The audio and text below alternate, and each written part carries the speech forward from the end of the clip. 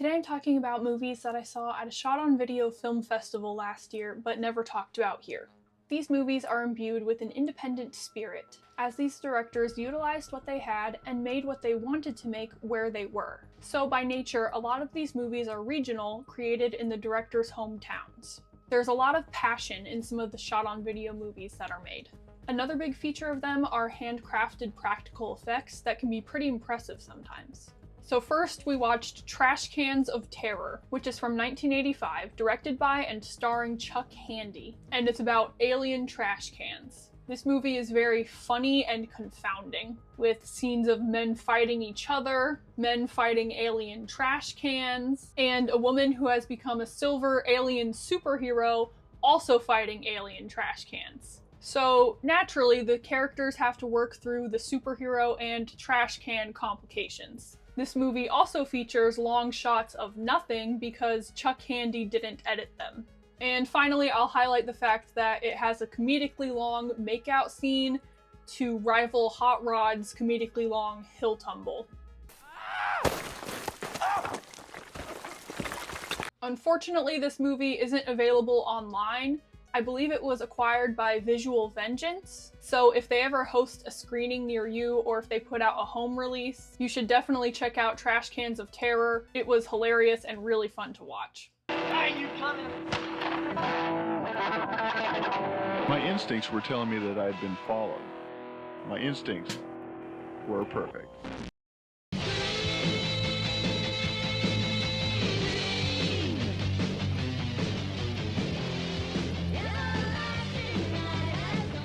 Next was Scream Dream, a shot-on-video offering from prolific trash filmmaker Donald Farmer. This one, there wasn't really that much going on besides some rock and roll girl group performances, a hand puppet,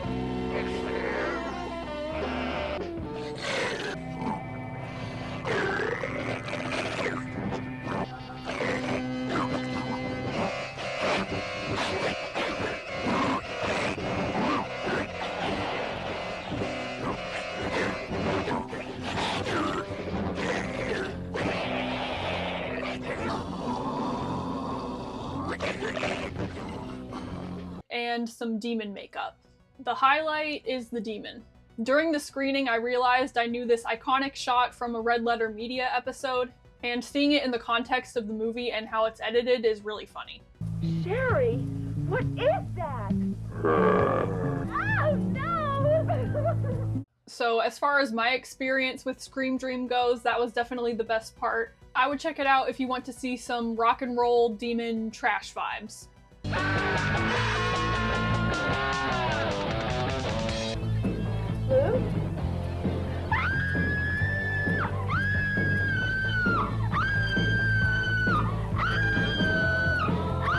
I think you're both disgusting. Gross. Everything they say about you on TV is true. You are a witch. You got a brain, asshole.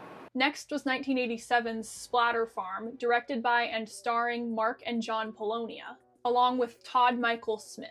The Polonias are twin brothers from Pennsylvania who together made over 40 films before John Polonia sadly passed away in 2008. And Mark Polonia continued to make films after this. Splatter Farm is the twins' first commercial release. It follows brothers who go to a farm and horror ensues. In my opinion, this is a genuinely good film, with charming moments as well as some sincerely disturbing scenes. And the ending really takes it to another level. The story's entertaining and it includes some engaging cinematography that I was impressed with. And the brothers' earnest love for making movies shines through. It's gonna be one strange summer.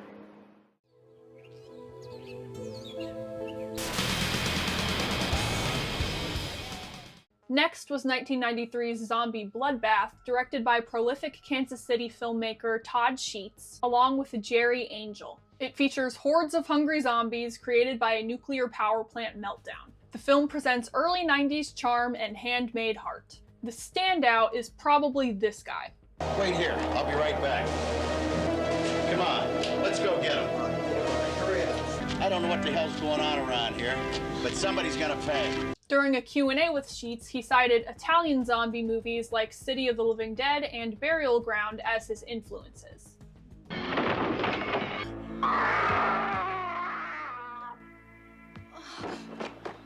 He also spoke about how Bloodbath was filmed during the Midwest flooding of 1993, and you really can't tell that the movie was filmed during this stressful situation, so they did a good job there.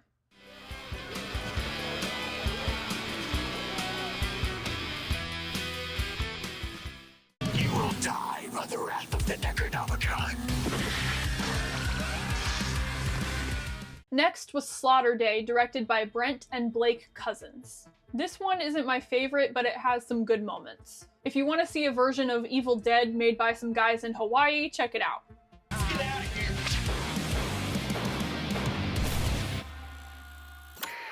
What I thought was a little more interesting was the next movie, also directed by the Cousins brothers, Loose Cannon. This is an action genre outing rather than horror, about a, quote, rogue cop who uncovers a conspiracy plot to kill the President of the United States. Why do you want to kill the president anyway? Well, the vice president wants to get rid of the president. President's been both ways in a lot of the issues, and that'll make me vice president. Sounds good to me. This will turn you into a terrorist within seconds. Welcome to the global club of terrorism, my friend. This one was more likable and funny in my opinion, I hate kids.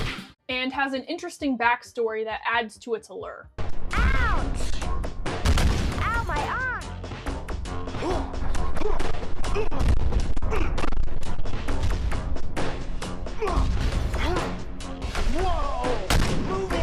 It was partially shot in the 90s and then completed in 2023, making for a weird, interesting vibe and experience, especially in regard to its added effects and dubbing.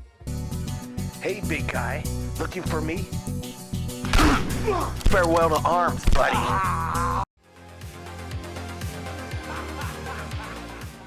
Last was 1994's Vampires and Other Stereotypes, directed by Kevin J. Lindenmuth. Now, by this point in the day, I was super tired and honestly ready to go home, but I was like, I need to stick it out. But yeah, as this movie was going on, I was kind of delirious. And I think this movie can kind of work to enhance any delirious feelings with its dingy setting and the filmmaking, atmosphere, and lighting. And the plot was also kind of confusing to me. The main thing that's fun about it is the effects. It reminded me of Buffy the Vampire Slayer because this movie takes place around a hellmouth, like the show Buffy does, and some of the makeup in Vampires and Other Stereotypes reminded me of the makeup they use for Buffy's foes. So that was charming to me. I don't believe it. I finally find a guy I like, and he turns out to be a vampire. And the standout, in my opinion, was a giant rat creature effect. So in addition to the makeup and effects, I would maybe check this one out for the setting and atmosphere. Thanks for watching. Please leave a comment recommending more shot-on-video filmmakers I should check out, and I'll see you next time.